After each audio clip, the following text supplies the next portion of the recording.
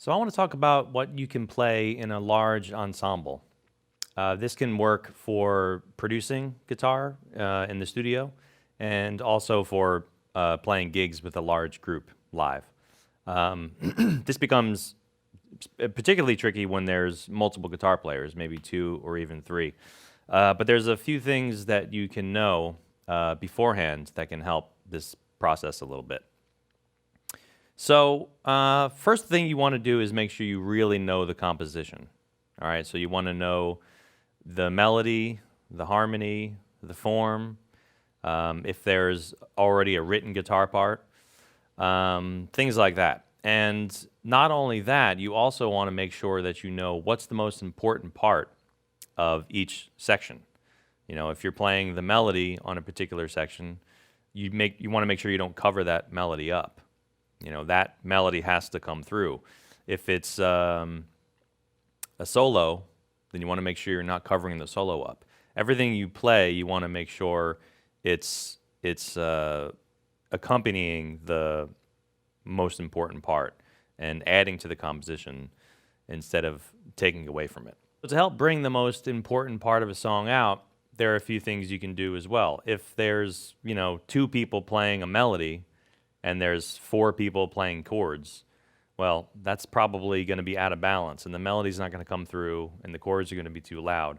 So it will be best in that situation for you to play the melody, maybe. Same goes the other way around. If there's, four people playing chords and there's a solo happening, it might be best to lay out or to just find something that you can do that will not be taking up too much space.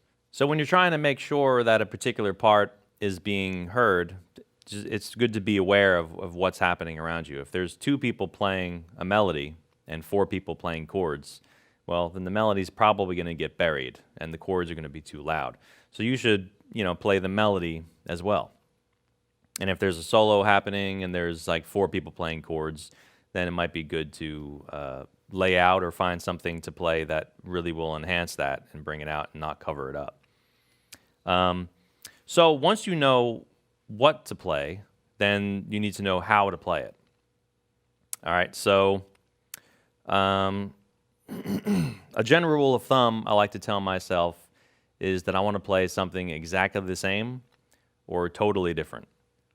Okay, so what I mean by that is, if you have two people playing chords and they're playing in a similar register and they are playing different voicings and different rhythms, then it's going to just get muddy and neither part is going to come through.